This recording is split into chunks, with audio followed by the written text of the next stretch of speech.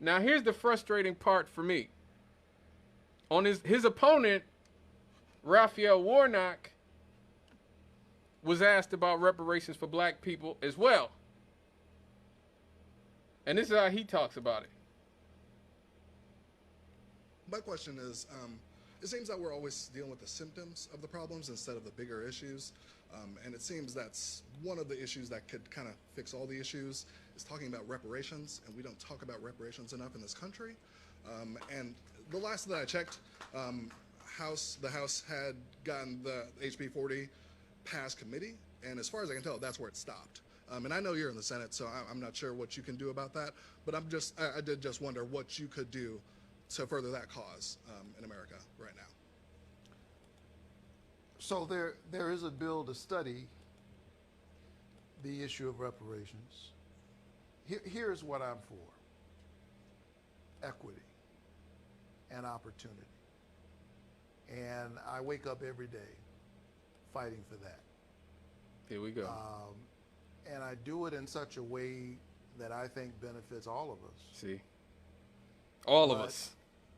When you look at the issue of health care, for example, if we can get Medicaid expanded, it would help all of us if we could get Medicaid expanded, if we could get a fix. But it would have a disproportionate impact on communities of color because of disparities. Communities of color. When we invest in jobs, when we invest in infrastructure, when we invest in a whole range of these things, when we deal with the expanded child tax credit,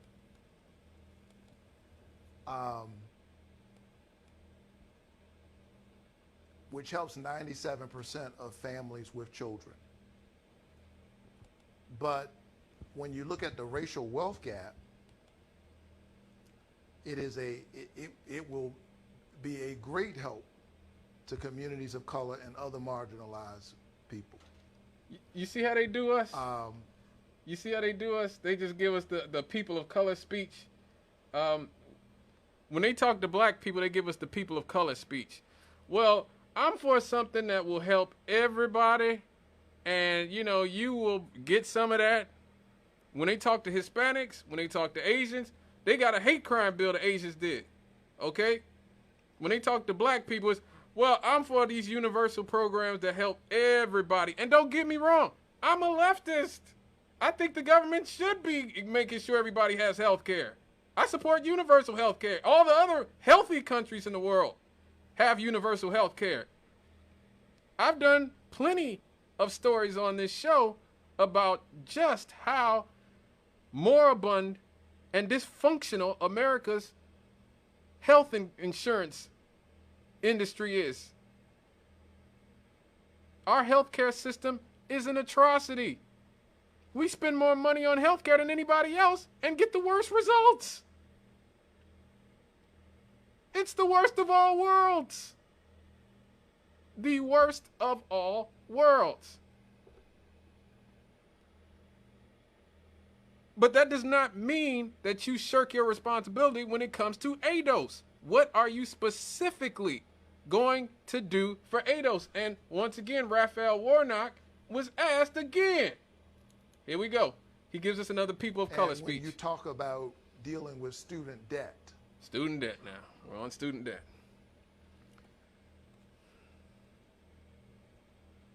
There's a vast difference between the net worth of people of color, average black American, and their white counterparts. A lot of us had to take on, a lot of folk do, but if we were able to get rid of the first $50,000 of student debt, that'll help black families, brown families, white families, a whole lot of families. And that's what I'm committed to fighting for. And I think that's a solution. And I think that will take us a long way in getting to where we need to be. So once again, we get the people of color. This will help everybody speech. Once again.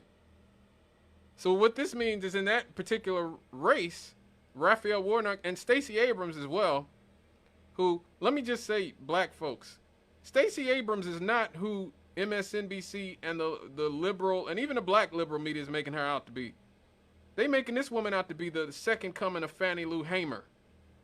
Okay? As opposed to a woman who is completely bought off by corporate interests. She let the man responsible for stop and frisk, Michael Bloomberg. She helped him in his presidential run in 2020 when they were trying to get him to stop Bernie because they were afraid that Bernie was going to win and actually change the party and make it a party that actually focuses on issues for poor people, working class people. They put Michael Bloomberg, a billionaire who was a Republican for a gazillion years, who ran New York City and instituted stop and frisk, one of the most racist policies in modern history. And when they asked Michael Bloomberg about stop and frisk, he said, well, the only problem is that they probably stopping white people too much. What? What?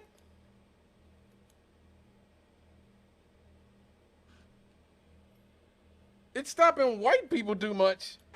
No! No! No! No! No! But again, he's not stupid. And if you just look at a lot of who Stacey Abrams does business with, a lot of who she works with and works for, you realize that in these races, her, Warnock, these people are basically playing the liberal version of what Herschel Walker is. Meaning they don't work for black people. They work for their owners. They are there to keep us on the plantation. Herschel Walker's there to help us get back to the literal plantation. But Warnock and Abrams are there to help us onto the political plantation. And so now we don't have a candidate. We don't have a black party. And let me just say this, I say this every single election cycle since I've been here. I think it's been 6 years since I've been here, 7 years now. Black America has to make a plan. We got to make a political plan. We have no choice but to make a political plan. Just saying vote for the Democrats every single election, then the Democrats win. Oh, well, we're sorry, we can't do the George Floyd Justice and Policing Act, even though we control both, all three branches of government. I mean, both of the elected branches of government. You know, we control the executive and the legislative branch, but we can't do it because, well, why not? Well, the parliamentarian. Well, fire the parliamentarian. That's what George W. Bush did. He fired the parliamentarian. Well, Joe Manchin and Kristen Sinema. You know that Joe Biden could go to Joe Manchin right now, whose daughter and wife are under investigation by the government for their corruption, and say, look, buddy, if you don't get in line, I'm going to send the dogs on your whole family and include you because he's corrupt too. But instead we get my friend Joe Manchin. Oh, my good friend Joe Manchin.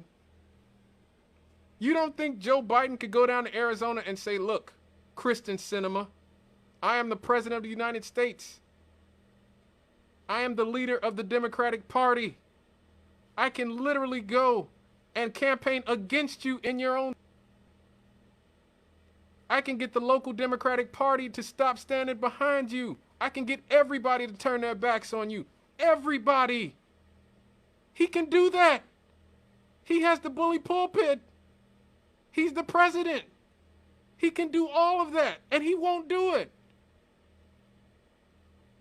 Because Kristen Sinema and Joe Manchin are just there as we talked about on this show before, a rotating villain. They are the rotating villains. That is the role they play. They are rotating villains. That is the role that they are there to play. They are there to essentially provide, since the Democrats did control the House and the Senate, you have to have a reason why you can't get anything accomplished, and why you don't have to do anything for the American public.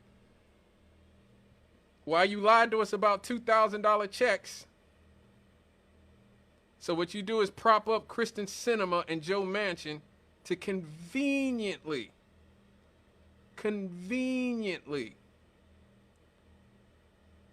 give an excuse as to why you can't do anything. And this is why the voting lesser of two evils strategy has not worked for us. Us in the black community, or us on the left. It has not worked. Because at a certain point, the lesser evil just becomes evil. And the Democratic Party crossed that threshold years ago. Lesser of two evils is a temporary political strategy. It is supposed to be temporary. Black people have been doing it for 60 years.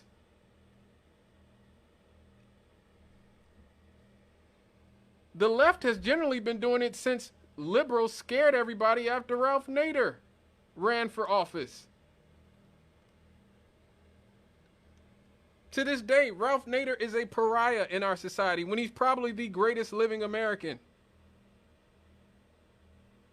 Ralph Nader has saved millions of lives.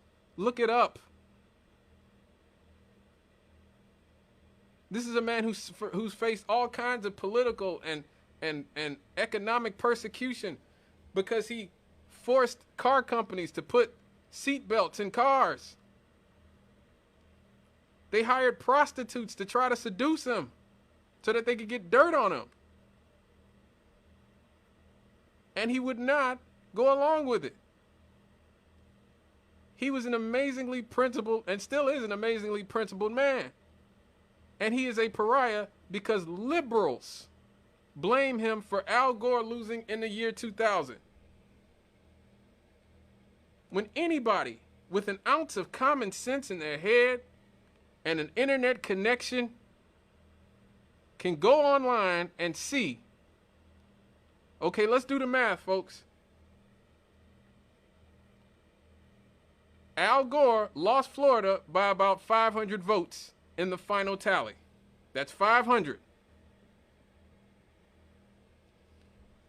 Ralph Nader got 112,000 votes in the state of Florida. Okay, that sounds like a lot. That is a lot for a third-party candidate in a one state. That's pretty good. Now, the amount of Democrats who voted for George W. Bush in the state of Florida was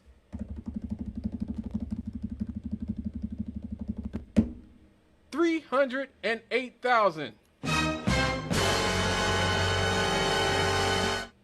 So you had 308,000 people in Al Gore's party vote for the other guy, the Republican. But you choose to blame Ralph Nader and his voters who are not members of the Democratic Party and only got 112,000 votes. Even if every single person who voted for Ralph Nader did so, the Democrats still should have won by a margin of a few 100,000 votes. If the people in their own party just voted for the guy who was representing their party instead of the other guy who won. So why do they continue to blame Ralph Nader? They blame Ralph Nader because the whole purpose was to try to force us on the left, who are not members of the Democratic Party, to vote for the Democrats. It is that simple. They've made Ralph Nader a pariah for the last 20-some years solely because he did not bend the knee to the Democratic Party establishment. They don't even talk about the 308,000 Democrats who voted for George W. Bush. They don't even mention them. I guarantee you most of you don't even know about it until I told you right now. 308,000 people.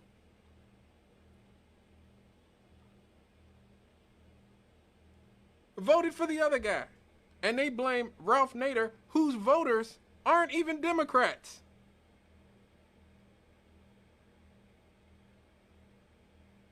Why would non-Democrats be more obliged to vote for the Democratic Party than actual Democrats? How does it even make any sense? Make it make sense.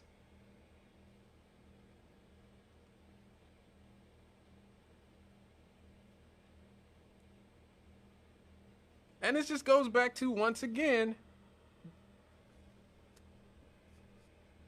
the Democrats don't respect us. It is that simple. They don't respect the left. They don't respect black people specifically. And Lawrence O'Donnell, who has a show on MSNBC, was actually in a documentary about Ralph Nader. It was called, I think it was called An Unreasonable Man or something like that, A Reasonable Man or something like that. And Lawrence O'Donnell, who used to work for the Democratic Party, now is a paid shill for the Democratic Party, who has a show on MSNBC every night. This is what he said when they asked him about voting strategy. If you want to pull the party, the major party that is closest to the way you're thinking, to what you're thinking, you must show them that you're capable of not voting for them. Because the way the Democratic Party is run now for quite a number of presidential cycles is they pick a nominee in a kind of half-assed process that doesn't really represent much of anybody, and then they tell everybody to just shut up. Don't bring up anything that will complicate life for your nominee. You know he's not for you on this. Why badger him? He's not going to be for you for reasons that you don't understand but are good reasons.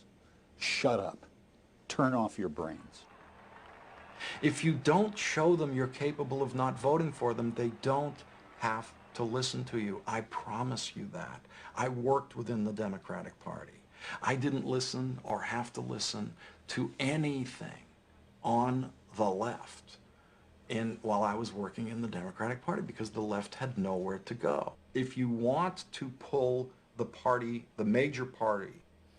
So that's basically, what he said. Look, until you show them that you are willing to not vote for them, they don't have to respect you.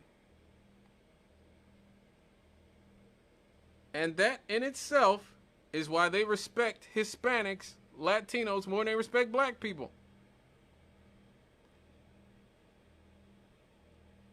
Hispanics running over to the Republicans in record numbers. Now, I don't think black people should do that. I don't think we should be running towards any party unless we're starting our own party in record numbers.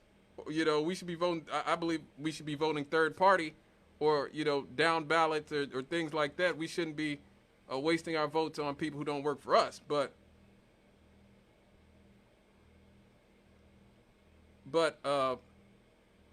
Hispanics, ironically, by running to the Republican Party, they are actually making the Democrats respect them more. And when the next election comes, you better believe they're going to come correct to talk to Latinos.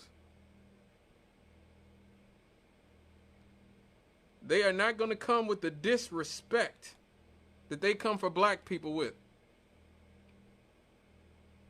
You got, Al Sharpton out there saying any black man who doesn't vote for Stacey Abrams has a problem with his map. No, we don't. We just don't like being talked down to. We don't like being talked down to. Don't talk down to me. Don't gaslight me.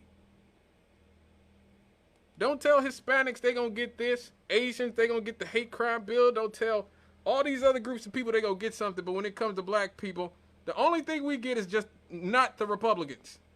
Well, aren't you just happy to not have a Republican?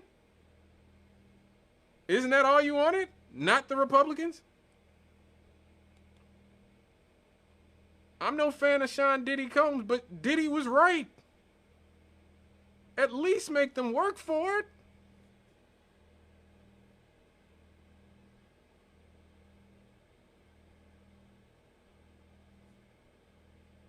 Like, we take off our dress before the Democrats even start talking. Like, you know, Democrat walks in the room, we just immediately start taking our clothes off. Okay.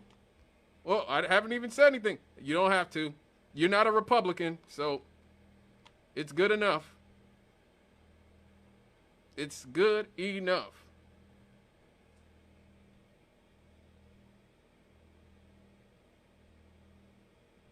That's all we got to do is just not be Republicans. That's all they got to do. And, you know, all I can say is, again, we have to look at a coherent strategy as black people in America. I know what my strategy is. I'm a third-party voter. I make sure I vote in every single election so that they don't take me off the voter rolls. But I'm not giving the major parties my vote until they respect me.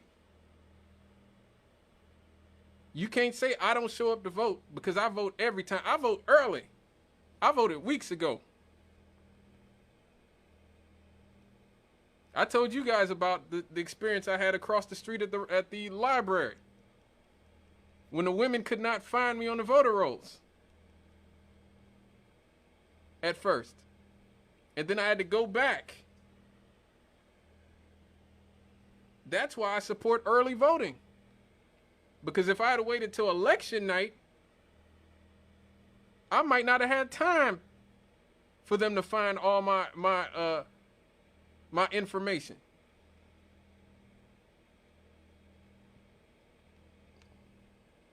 So it's important, folks.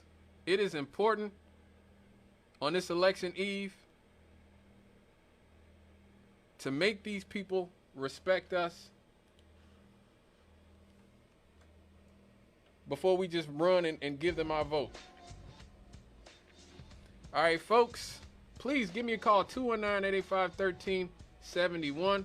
That number again, 219-885-1371.